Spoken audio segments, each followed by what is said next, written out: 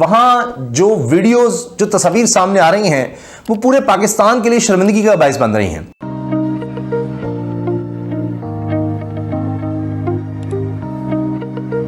दूर फटे मुंह। अब क्या करते हैं, उनका हाथ पकड़ते हैं और छोड़ते नहीं, और फिर उनको जबरदस्ती गले लगा रहे हैं। जबरदस्ती। वो तैयब उर्दवान अपनी जगह खड़े हैं, वो जरा नहीं हिल रहे। हम कहाँ रह गए, हम मांग मांग के थक गए और सिर्फ इलेक्शन तो खेलते रहे। कि क्या वजह है कि नरेंद्र मोदी की पॉपुलैरिटी में दिन ब दिन इजाफा क्यों होता जा रहा है? अभी पपुआ न्यू एक कंट्री है, उसके प्राइम मिनिस्टर ने नरेंद्र मोदी का अपने मुल्क में इस्तकबाल किया, उनके पैर छू कर, बाकायदा तौर पर झुक कर। ऐसा हमने आज तक तारीख में नहीं देखा कि एक प्राइम मिनिस्टर ने दूसरे मुल्क के प्राइम मिनिस्टर का इस तरह से इस्तकबाल किया हो। हम अपने मुल्क में ही चढ़ दौड़े हैं, जो दुश्मन हमारा खुश हो रहा है। प्रॉब्लम ये आई है कि 1947 से लेके आज तक हमने अपनी सिम्मत को दुरुस्त करने का सोचा नहीं है। फिर उसके बाद हम बात करें तो ऑस्ट्रेलिया के प्राइम मिनिस्टर कह रहे हैं कि नरेंद्र मोदी जो हैं वो बॉस हैं।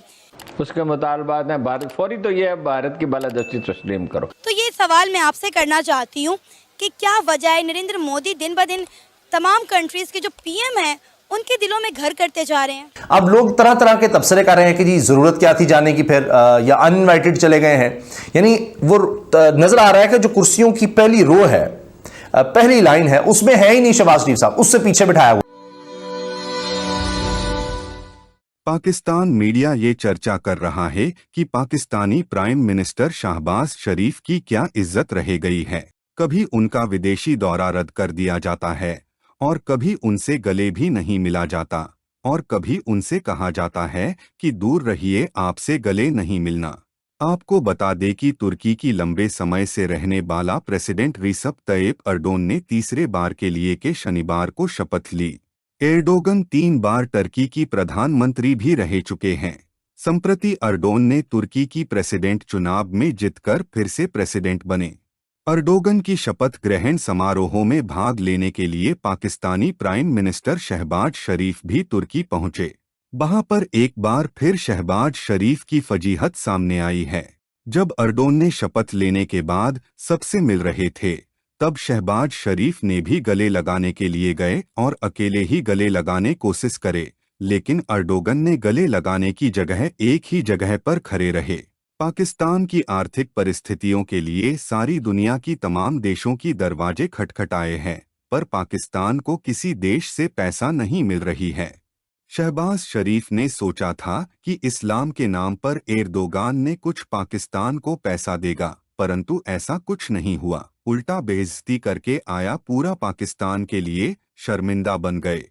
पाकिस्तानी मीडिया यह चर्चा कर रही है कि जहां पर नरेंद्र मोदी को सारे दुनिया में इतना पसंद किया जाता है, पापुआ न्यू गिनी में उसका पैर छूकर प्रणाम किया जाता है, वहां पर पाकिस्तान की हालत दिन ब दिन बद से बदतर हो रही है।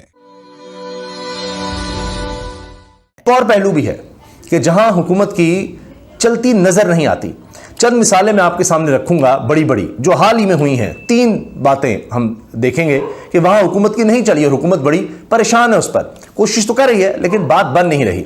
अब उसी लिहाज से आप देखिए कि पहली चीज, इन 3 वजूहात से पहले आप देख लें कि कितना कंफ्यूज जिसका लीडर होगा, यानी जो लीड कर रहा होगा हुकूमत को, उसका हाल ये होगा तो वो क्या हुकूमत होगी जिसका लीडर ही बुखलाया होगा। बात कर रहा हूं प्राइम मिनिस्टर की, शहबाज शरीफ की। तुर्किया चले गए जनाब अचानक के, तैयब उर्दवान साहब दोबारा सदर का इंतखाब जीते हैं वहां पर तुर्की में, तो अब वहां पर जनाब पहुंचे हैं शहबाज शरीफ साहब, और वहां जो वीडियोस, जो तस्वीर सामने आ रही हैं, वो पूरे पाकिस्तान के लिए शर्मिंदगी का बायस बन रही हैं। अब लोग तरह तरह के तबसरे कर रहे हैं कि जी जरूरत क्या थी जाने की, फिर या अनइनवाइटेड चले गए हैं।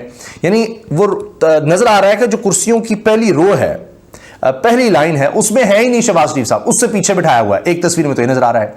फिर एक वीडियो है जो खुद मरियम औरंगजेब साहिबा ने शेयर की है, वज़ीर इत्तलात और नशियात वो भी गई हैं, तो उसमें नजर आ रहा है कि शहबाज शरीफ साहब मिलते हैं तैयब उर्दवान से। अब बाकायदा उसमें नजर आ रहा है कि वही जो शहबाज शरीफ का अंदाज होता है कि जबरदस्ती मिलने का, हाथ पकड़ लिया तो अंदर खींच लिया, ऐसे बाजू में हाथ डाल दिया, वो अजीबोगरीब हरकतें। अब क्या करते हैं, उनका हाथ पकड़ते हैं और छोड़ते नहीं, और फिर उनको जबरदस्ती गले लगा रहे हैं। जबरदस्ती। वो तैयब उर्दवान अपनी जगह खड़े हैं, वो जरा नहीं हिल रहे। माजी में कुछ और वीडियो शेयर हो रही हैं, बहुत से सोशल मीडिया पे बहुत से लोग बात कर रहे हैं कि एक वो दौर था, एक ये दौर है। तो बहरहाल अब ये मामला चल रहे हैं जी। तो ऐसा जो बंदा होगा, जो चीफ एग्जीक्यूटिव होगा, प्राइम मिनिस्टर होगा, तो उसके नीचे फिर यही हाल होगा कि किसी को समझ नहीं आ रही कि डायरेक्शन क्या है, जाना किस तरफ है।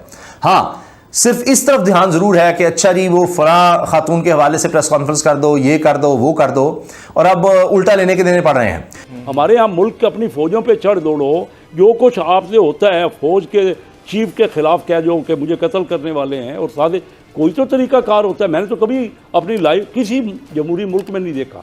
आप इंडिया में बता दें, आप यूके में बता दें, आप अमेरिका में बता दें, कभी किसी अपोजिशन लीडर ने ये भी कहा है। हम अपने मुल्क में ही चढ़ दौड़े हैं, जो दुश्मन हमारा खुश हो रहा है कि दुश्मन नहीं जो कर सका हर उस तरह सी बात को, और फिर हमने मुल्क में रिजल्ट क्या दिया हम सब ने। देखिए ना, इलेक्शन तो बहुत हो गए, यहाँ इलेक्शन हुए, किसी इलेक्शन को माना गया। अच्छा शेख साहब, इलेक्शन जब हो जाते हैं फिर चढ़ दौड़ते हैं, इलेक्शन का रिजल्ट को मानता नहीं है। पहले कौन शोर कराएगा? ये जो मौलाना फजल रहमान साहब लाओ लश्कर लाए थे सुप्रीम कोर्ट के बाहर, ये 9 मई से पहले हुआ था, बाद में हुआ था? फाइनेंशियल इमरजेंसी किसकी तरफ आप कह रहे हैं? नहीं, मैं नहीं समझता कि उससे कोई फ़ायदा होगा। मेरी राय ये है कि हमें इलेक्शन करवाने चाहिए, नहीं तो हमारा उसमें मिलजुल के जो, लेकिन ये जो कुछ सीखना भी चाहिए ना। हम पूरे पिछले 52 सालों में देख रहे हैं, 1970-71 में हमारा मुल्क अलग क्यों हुआ? क्योंकि पीपल पार्टी और अवामी लीग में नहीं बनी। ये था ना, कसूर किसका था? आप कुछ फैसला कर लीजिए। 77 में मार्शल लॉ क्यों लगा? क्योंकि पीपल पार्टी और कौमी इत्तेहाद की नहीं बनी। हम आपस में मिल के रह ही नहीं सकते, हम झगड़ा करते। दुनिया का, इंडिया ने हमसे सीखा, कोरिया ने हमसे सीखा, मैं चाइना, मैं खुद गया और उनको हमने, आज आप हंसेंगे मैं बात करूं ना, कि हमने उनको कारोबार करना सिखाया। वाकई हंसने वाली बात है, सोच भी नहीं कोई सकता। लेकिन आज हमारा मुल्क कहाँ पहुंच गया, रोज़ हाथ फैलाते हैं। यही है, कोरिया में हमारे बच्चे जिनको हमने सिखाया अपने 5 ईयर प्लान से, वो धक्के खा रहे हैं हमारे बच्चे। और मुझे आके लोग कहते हैं कि एक बच्चा भेज दो वहाँ। हम कहाँ रह गए? हम मांग मांग के थक गए हैं, और सिर्फ इलेक्शन तो खेलते रहे हैं। क्या हुआ? चाइना में कितने इलेक्शन होते हैं? और भाई लोगों के लिए भी कोई बात कर लो, कोई लोगों को उनको रोजगार मिल जाए। तो सर आपने करनी है ना, गवर्नमेंट में आप हैं, लोगों के लिए बात आपने करनी है।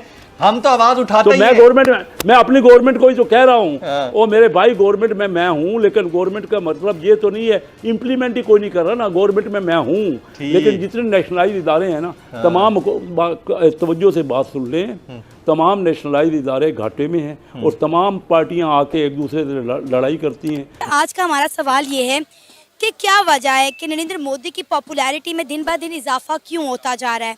अभी पपुआ न्यू एक कंट्री है, उसके प्राइम मिनिस्टर ने नरेंद्र मोदी का अपने मुल्क में इस्तकबाल किया, उनके पैर छूकर, बाकायदा तौर पर झुककर।